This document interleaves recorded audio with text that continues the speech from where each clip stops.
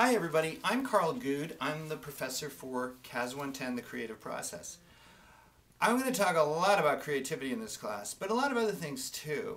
Creativity is sort of a misunderstood word.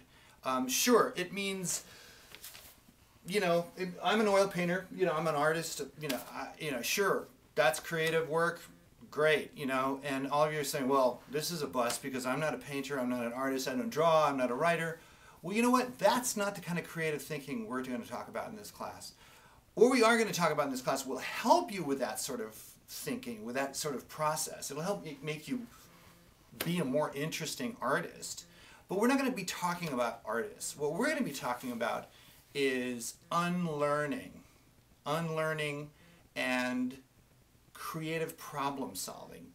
And what I mean by that is that I'm going to try to get you to stop thinking the way you've always thought about yourself and about the world out there. Certainly in ways that are negative and harmful to your ability, your personal ability to think creatively and to solve problems using creative thinking. And so what we're going to do is a couple of things. Like this first week, what we're going to do is look at you. We're going to try to look at you, try to get you to look deeper inside of yourself than you normally allow yourself to. And we're going to try and strip away all of those layers and layers and layers of other people's expectations, your parents, your boss, your peers, all those people, that keep you being a conformist. And when I say you're a conformist, it's not a bad thing. It's our natural tendency to be that way. We tend to want to get along. Society rewards us for getting along. We basically get on these railroad tracks and we just all go down the tracks together. We never kind of split off. We never veer from that. We seldom do because we stand out when we do that, and we can feel bad. But there's a way to do it so that you are more structured about that, so that you're not just sort of this wacky creative person with paint in your face wearing a muumuu and crazy jewelry. Okay, that's not the kind of creativity we're talking about here. We're talking about strategic creativity using a real process. And a process means it can be learned. Creativity is a literacy, and a process is a process that can be learned. It's a step-by-step thing. We're going to be talking about that ways to apply creativity, creative thought to solving problems in the real world. Now, why would we want to do that? Well, companies nowadays are, businesses, associations, everybody, corporations, they're all struggling to find new ways of doing things, new ways to remain competitive, ways to, kick the ass of the other guy. And the way to do that is through their employees. So they're looking for people who actually know how to think differently than everybody else in the company, and certainly differently than their competitors are doing. And that is a valuable asset that not many people have or learn about or have the courage to actually attempt. But if you think of it in terms of a process that can be learned, and there's a place for you somewhere along that process. You may not define yourself as the most wacky, wildly creative guy in the place. Maybe you say, oh, my sister was the creative one. Look at her, she's wearing candy cane socks. I mean, come on, she's creative. I'm not. Well, that's one kind of creativity, and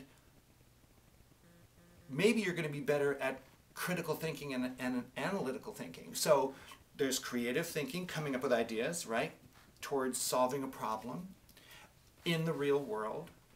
And then there are people along that process who are really good at looking at that problem, looking at that idea and analyzing it critically, so that a lot of time isn't spent trying to implement a bad idea.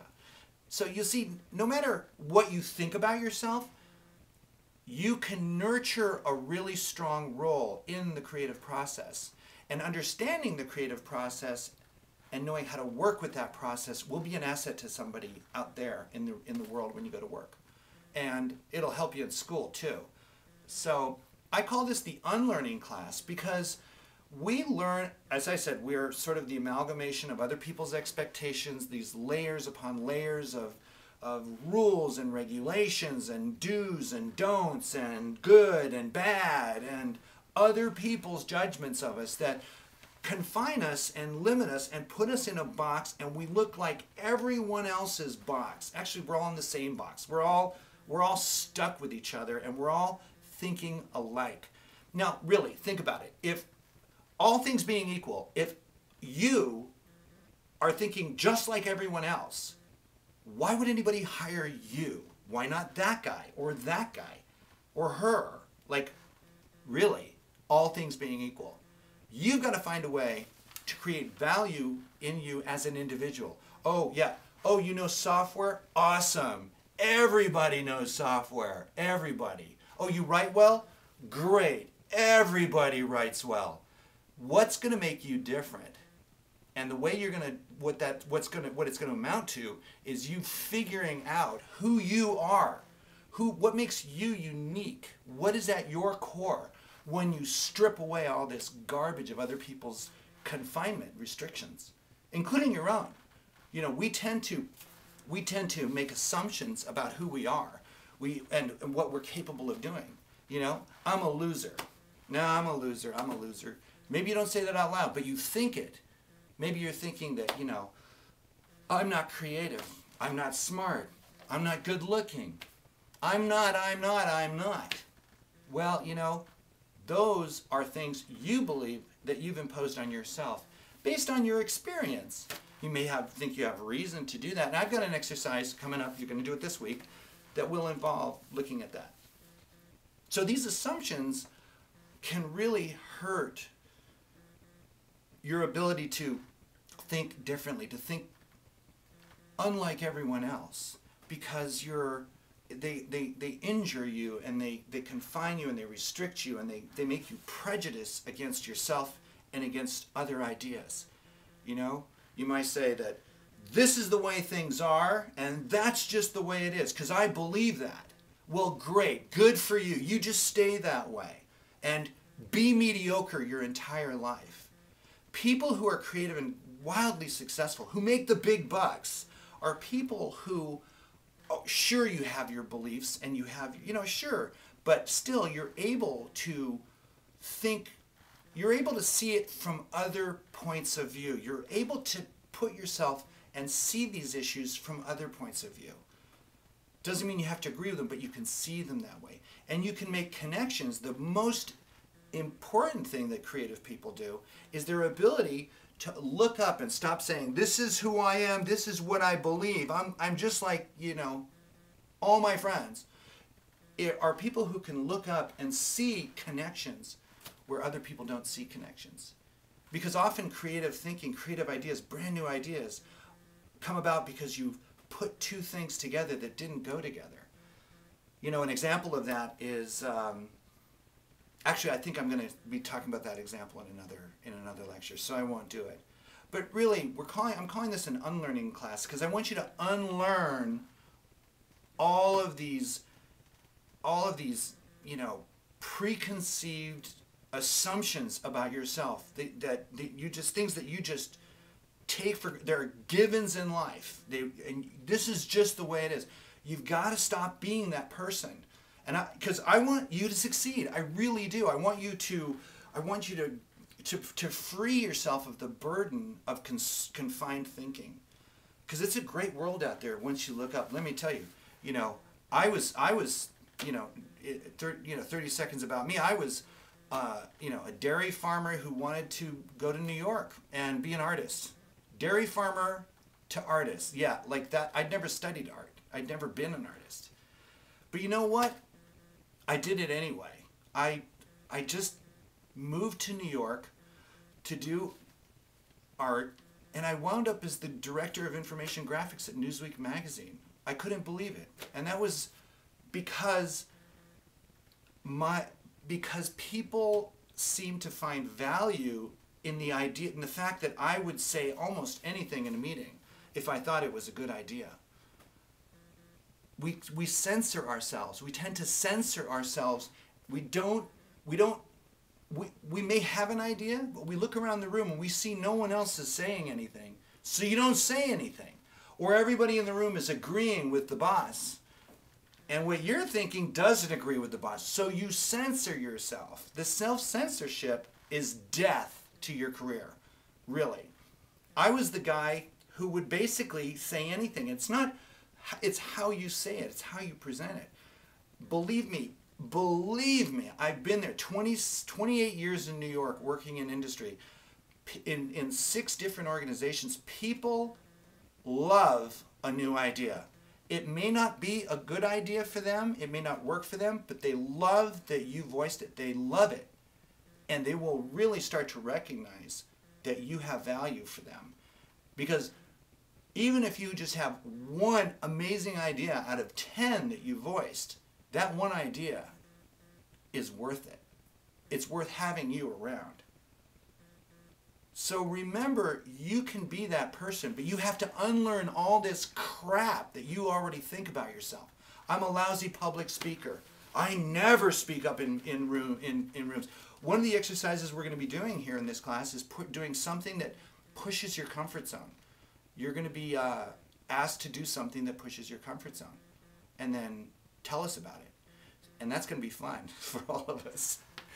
Now, I'm not going to tell you what that comfort zone is. For all I know, it is just raising your hand and asking a question in class. And that's a great beginning for someone who's never done that and never does do it. But if you raise your hand and speak up, that's an amazing thing. For other people, it might be running naked through a field. Don't do that. Don't run naked. Just don't do that. Okay. That'll just get me in trouble. So anyway, this class is about creativity. It's about creative problem solving. Turning you into creative thinkers so that you can help navigate these complex problems that are occurring all the time with all this new technology, things that have never happened before. So you have to be able to throw unconventional ideas at unconventional problems. You know, it's not your parents' day and age anymore. Things are changing so fast. It's spinning everybody's head around. It's destroying companies right and left. They're all trying to reinvent themselves. So again, all things being equal, if you think like everyone else, why would anybody hire you? Because you're nice? Because you have contacts? You know, no.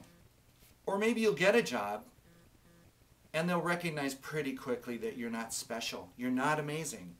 And, you know, sure, you'll have a job. Great.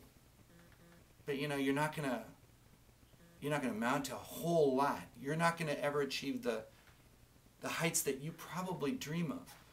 If you really want to do that, you've got to have a little bit of courage to stand out amongst the crowd, to be a different thinker, and to trust yourself, and to trust that you can contribute in monumental ways. And that takes courage. So anyway, this class hopefully will at least, if not, again, no class in high school or university, no class actually teaches you how to do something. They just open your eyes. It introduces you to software. It introduces you to a language.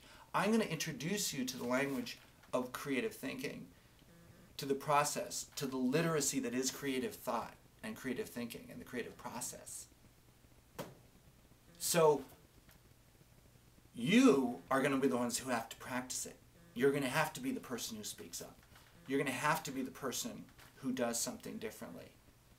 And so part of what we're going to do in this class, in this week actually, is to challenge those assumptions. I have an assignment you're going to be doing this week that will help you to challenge those assumptions that you have about things. You're going to write down a bunch of assumptions, and then you're going to pick one of them and look at it the other way around. You know, look at it from the opposing view, and force yourself to do that. And you know, that will begin to erode, you know, this It takes conscious effort to do that. You have to choose to do that. You are limited. Your limitations exist. You're confined. You're a narrow person, a narrower person than you could be, because you choose to be. You choose to believe these things, and that can change. But you have to choose to change. So anyway, enjoy this class and kick some ass out there. I want you to kick some ass out there. I want you to succeed. All right, take care.